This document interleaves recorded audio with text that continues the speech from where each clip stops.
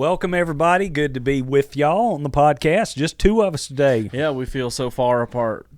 You feel I can't reach out and touch you today. How far spaced we are. Yep. They won't notice a difference, No, but in the they room, won't. we're far apart But today. in the room, yeah. No Greg today. Where's he?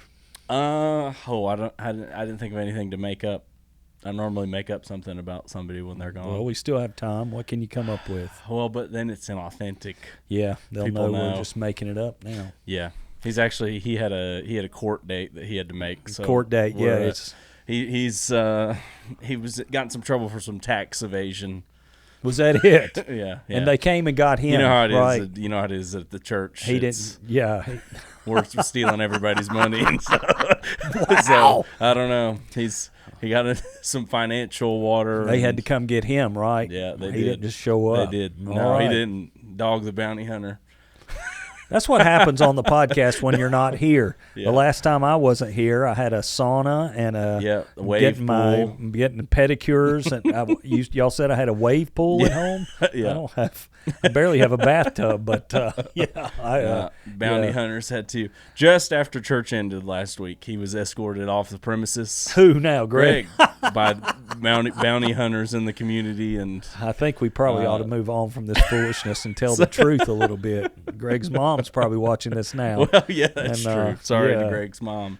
Greg She helped is- me out in a tough situation. I think so he's actually visiting with his mom Yeah. now, Mhm. so that's great. So let's recover from all yes. that. Mhm. Had a good weekend. Oh yeah, I it was saw a lot great. of good folks yesterday. Several people saying yes to Christ. Yeah. We're in part 3 of our One Hit Wonder series, and we Mm-hmm. talked about 2 John. It was a good day. Oh yeah. It was a good time. Got into a lot of good stuff in the message. I remember, and you sent over the notes. So I'm the one who puts the notes into the computer so that people can see them. So I get a kind of a pre-read over it, and I remember thinking this is a lot to get into. Like even just that first point of talking about cultural truth and kind of relativism. I don't know if you said that by name, but that's exactly what you're talking about with like the world thinking that there's different versions of truth. There's your truth and my. Even just that is kind of like, man, you can really go head first on that, and that Turned out to be probably most of the sermon Yes, there yeah. was that, and it could have been standalone. Yeah. We're trying to figure out in this series, and we are figuring it out. There's so much. One of the things we've learned doing this series is when you try to do a book of the Bible in one sermon, Yeah. there's so many themes, and it's been hard to prep these. I don't know if I said that before, but trying to prep, I did Obadiah and then Greg Philemon, and then coming back with 3 John and then Jude, and it's like there's so many themes to bring out, and you're just trying to do a 35-minute thing, and so it's been tough. But a lot of the message was about just the whole concept of truth, and John is big on talking about the truth. He recorded. You shall know the truth, and the truth will make you free. He recorded Jesus' famous statement, I am the way, the truth, and the life. And then John says in 2 John, I want you walking in truth and love. So that's a tough balance to make. And we talked about yesterday how you got your extremes. I hesitate to label it, but you got your truth Christians and your love Christians. Yeah. And you got who are so about truth that they're just convinced they're right all the time, and they're just and sometimes they're factually right, but if the heart's not in it, it loses some truth. That's one of the things I wanted to say, and I'm not sure we got it across clearly, but I used to think truth and love were just tensions pulling at each other to hold us in check. Yeah. And that still may be true, but I've come to see it a little differently, that truth and love are the same thing. Yeah. Because they're found in the person of Jesus. If I love you, I'm going to tell you the truth. But as I tell you the truth, I'm going to do it with the right heart. Yeah. If I don't love you, there won't be truth there. You know what I mean? Yep. But if I give you, and this is sometimes hard to separate, I can say factual statements without a heart of love, and it doesn't convey truth if the heart's not right. Yeah. You know what I'm saying? Mm-hmm, totally. I can take a verse of the Bible and throw it at somebody, and it's not really truth does not come through to that person. Yeah. It may be a factual statement, it may be a verse in the Bible, but if the heart is not for the person, truth gets lost in it. Totally. Yeah. You can say a true thing and it actually drives people further away from the truth because of how you say it and the kind of the background of the situation. But that is true. Love and truth have to be bound together. The other thing, the other thing is there's reality of what you're experiencing. Yep. But that's not always the same as truth. Yeah. You know what I mean? I believe there's a couple things the enemy wants to do to us. There's a couple different selves, if you will, that we all have. And I believe this. I've read this, and I believe it's true. I believe there's a false self that we all have to deal with that Satan wants to put on us, a false identity. Then I believe there's the true self that God has called us to be. Yeah. In the middle of it, there's the real self that we're kind of dealing with right now. It's the experiential, what I'm walking in right now. Yeah. And the freedom comes from discovering who God made me to be and letting go of false identities and embracing God's identity for me. Yeah. Reality isn't always truth, you know. What's real to you, and this is where it crosses a lot of people up because they have their experience and their pain and the way they see the world, and that really feels like truth to them. It's a reality that they're dealing with, but the truth is beyond all that. I'm not saying it well. I'm trying my best, but the truth is different from my perspective or my experience. Yeah, like you can have an experience that shapes your view on a particular subject. And while in that situation it might have been true to you what happened, that doesn't mean that it's true for every scenario. Like I remember Greg talked about this in his message where he was dealing with like Christians aren't trustworthy or like church people aren't trustworthy. You know, he had a lot of experience to back that up in his own life. You know, he dealt with that on a real personal level, and for the longest time kind of accepted that as truth. You know, church people can't be trusted or Christians can't be trusted. And that can be true sometimes, but that doesn't mean that it's a universal truth to be applied in every scenario, which is a lot of the times what people do. And then that gets you in trouble where you're having to reverse a lot of thinking because you've accepted something as universal truth that was true personally to you in one particular situation. Pain points too, just kind of burn something in your heart, in your mind, and anytime you approach that subject or that place. Crazy illustration maybe, but I used to run a good bit. I would go to Fletcher Park and I would run. I trained for a half marathon and did several of those, and so I was a regular out at Fletcher Park jogging. I remember one day I ran across a particular point in the trail, and there's this huge snake laying right there, and I just missed stepping right on that thing by just inches, and I ran past that thing, and I saw it just in time, and it scared me, and I jumped. And do you know that was early on, and I still, every time I came to that spot, I was looking for that snake. Yeah. I was almost scared to run through that spot because I had met that snake there. Now, the experience that I had was really real. There was a snake there. Mm-hmm. The truth was, it's pretty rare for a snake to be there. Yeah. I never saw that snake again, but the pain of it, if you will, made me remember that guy every time I ran through there. Yeah, totally. I would even avoid that path just because there was a snake there one time. Yeah. You know, so, we deal with stuff like that. So what we tried to say in the message and tell people is that you've got to be grounded in truth or your life just has no foundation. Yeah. That's one of the things when we say there is no absolute truth or people can come up with their own truth, then we absolutely have no foundation to build a society on if we just untie ourselves from something outside of ourselves, you know. And so many people are drifting with that. And I know a lot of it comes out of hurt. A lot of it comes out of wounds. A lot of it comes out of pain. A lot of it comes out of real experiences that people have had. You know, it makes you want to just say, that's a lie, and I've just got to find the truth myself. The message that I just want to get to people is truth is in Jesus. Yep. It's not in a religion. It's not in a church. Truth is in Jesus Christ himself and finding him. I kind of made fun of it yesterday, how we say just follow your heart. Your heart will lead you down a lot of bad places. What you need to do is follow Jesus. Yeah. And that's the way, the truth, and the life. Yeah, so definitely. We got to stay grounded in truth. That's the only real foundation for what you can build your life on. That's not going to leave you broken. Because it's true. You know, there's a parable about it in the Bible, sowing the seeds on different plots of land, and or even like Christ being our solid rock. Everything else is shifting sands. Yep.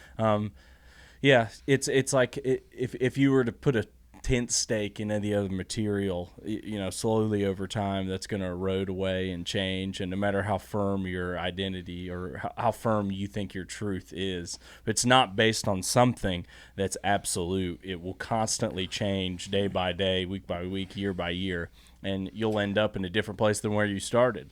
So I think we as people need something to ground us, to anchor us, something that's unchanging and immovable and has never changed. And the only thing out there that matches those qualities is God, and it's the God of the Bible. You've got to build your life on something. Yeah. You know, Jesus told the genius parable about the two guys that built a house, and one guy built his house on sand, and the other built his house on rock, and then the storms came to both houses. Yeah. Key part of that story is the storms come to your life regardless of whether you have a foundation or not. Yeah. The storms are going to blow past. But the difference in both houses was the foundation. The house built on shifting sand and unstable foundations blew away, but the house on the rock was rooted in something outside of itself. And so many people think, you know, I'm going to get a job and I'm going to build a house and I'm going to get a house, I'm going to raise a family, and I'm going to do this independently. I'm going to do this on my own strength. And they don't root their lives in something outside of them. That's why I think it's so important for families. Get in church.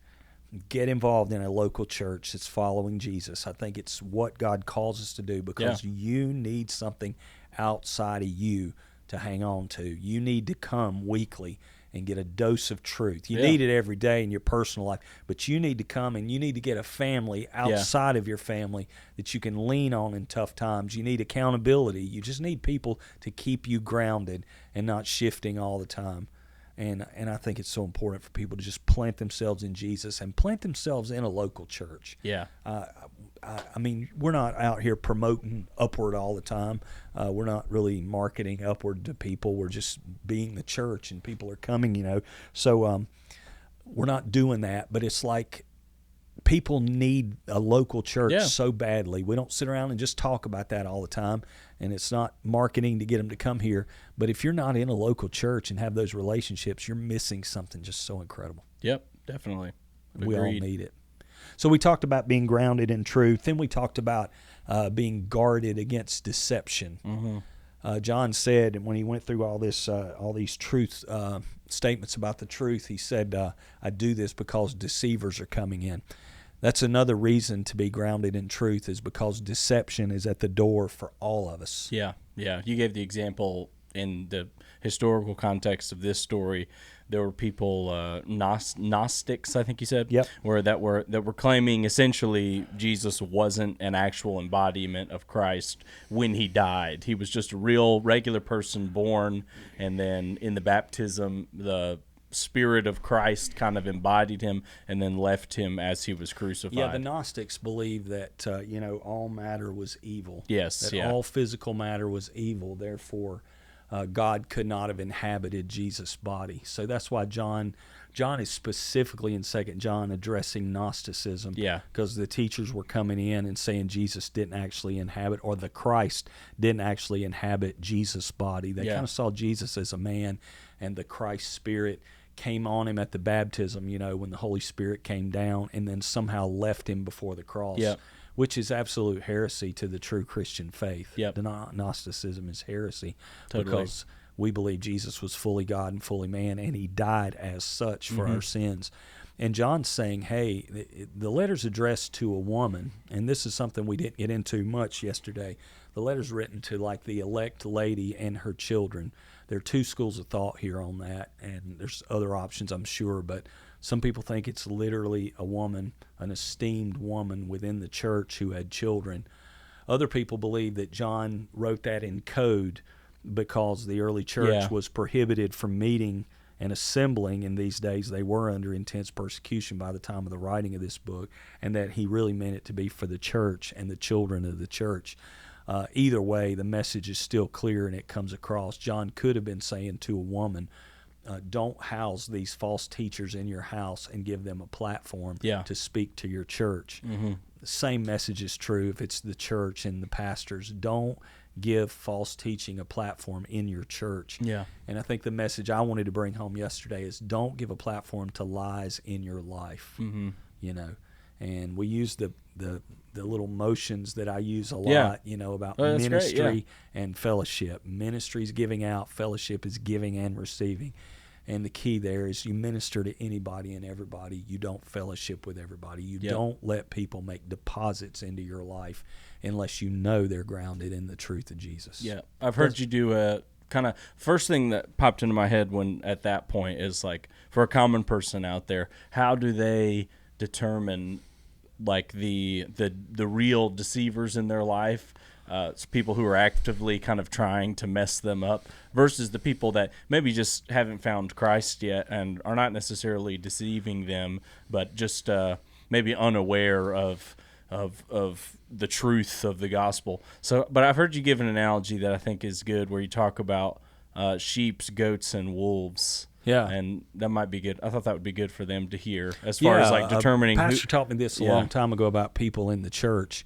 You have sheep, you have goats, and you have wolves. You have sheeps. That's really great. You have sheep.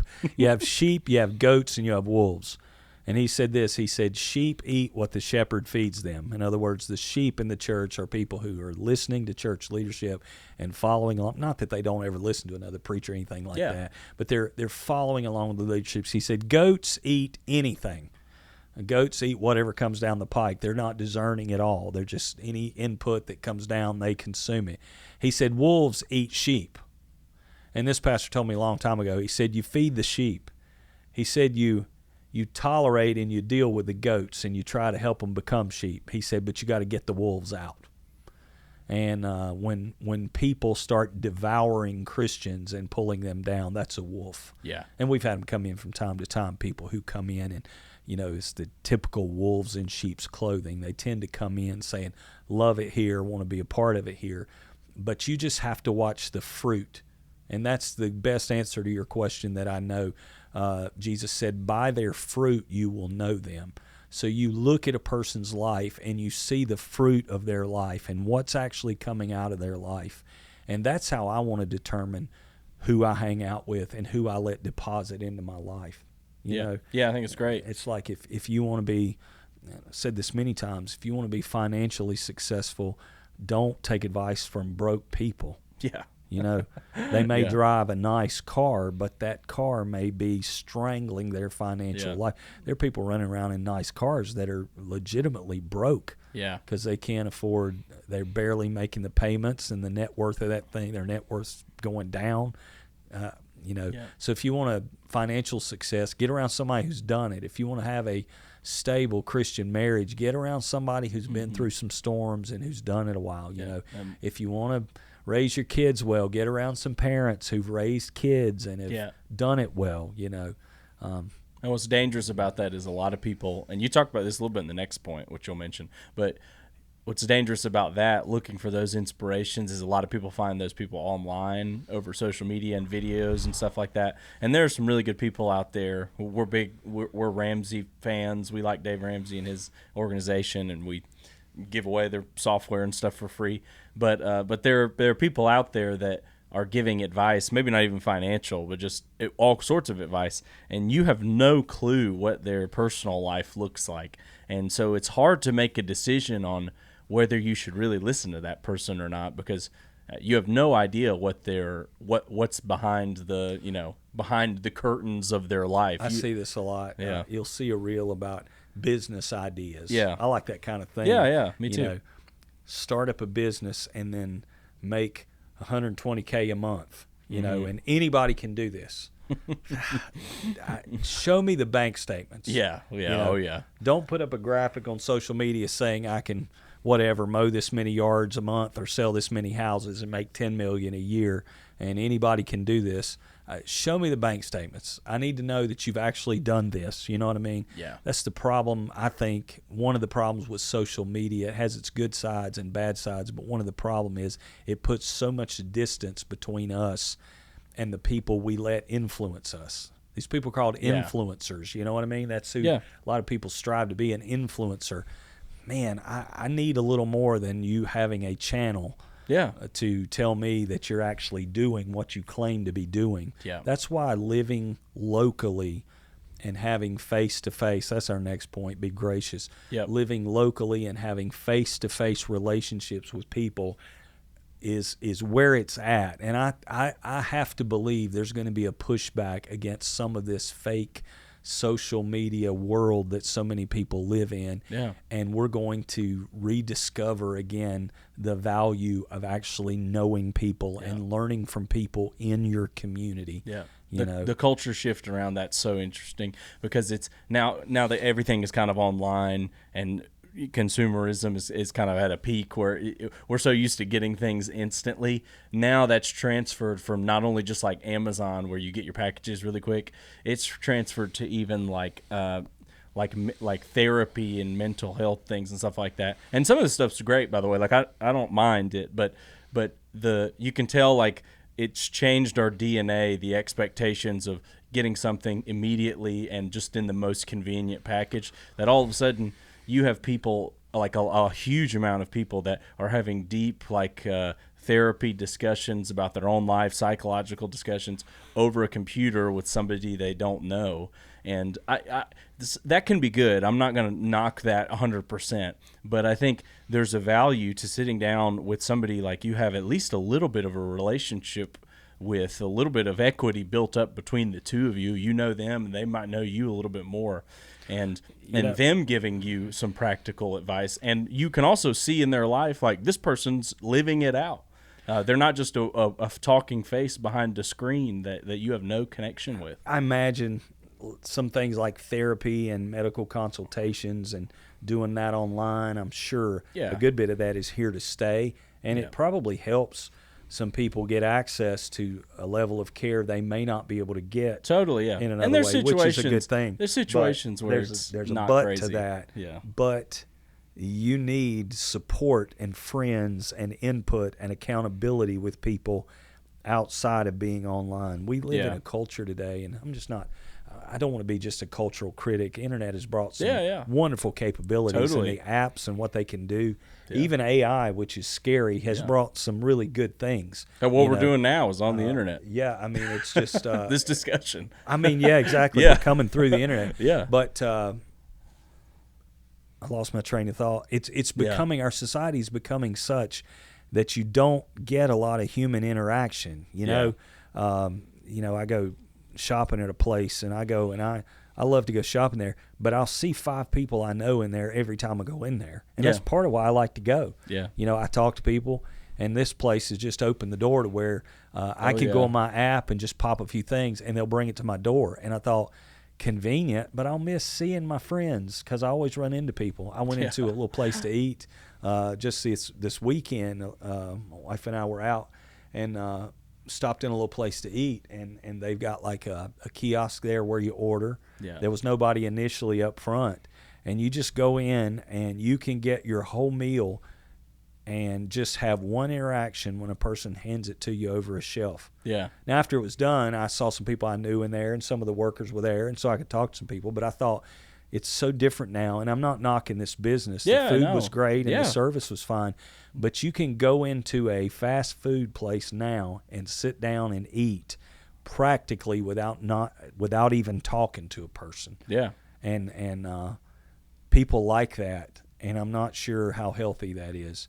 Not for long term. The verse that jumped out at me from 2 John that I feel like I'd never really latched onto before was when John said, I have many more things to tell you, but I don't want to tell them on pen and paper. Yeah. And I thought, great. Man, that is so powerful. I have things to say that don't need to be said by email. I have things to say that don't need to be a text. I have things to say to you that I don't need to make a social media post. I need to say this face to face. And I think that's part of just being gracious to people, is acknowledging the fact that there are things that only need to be said in a friendship when we're in the room together. Because you cannot, you miss things. And again, we're doing this over the internet. So but there are visual clues, and there's a read on people, and you can communicate so much better face to face than you can through a TikTok video. So we got to keep, and I said it yesterday, less keyboards, more tables. I instantly thought about it's easy looking back on it now, but I thought about when you read that, could John not have just realized, like, hey, it's like, hey, you're writing the Bible, we need to get all this. But I wonder, and this is just a theory or a thought that maybe came, but I wonder if even God, when we believe the Word is inspired by Him and practically written by Him through people, but if He even in wisdom said some stuff is not for the medium of text on a page, and that's going to get revealed by the Holy Spirit or something. You know what I mean? I just wonder, because everybody always talks about what's in the Bible versus what's not in it, what's not mentioned. How do we deal with that? I wonder if some of that is maybe a little bit of a motivation of. I think what's in the Bible is inspired, and what's left out's inspired as well. I agree. There are things God did not want to tell us through the Bible. Yeah, and I wonder if part of that is through kind of what you're saying with just the limitations of the medium of even reading a book. Like, what is there? Is God sitting there thinking, like, this isn't meant for text on a page? They need to see this lived out in reality. Well, I don't know. We talk about Jesus Christ is the living Word, the Bible being the written Word. You need both. Yeah, you do. I need the living, experiential Jesus to walk with me daily, but I also need something on a page that keeps me from making everything about my experience and grounds me in the printed truth that's been true for the church down through generations. Totally, yeah. Yeah. Well, it was a good weekend. Yeah, it was a great time. Enjoyed it, everybody. Thanks for being with us, and we'll see you again next week. Yes.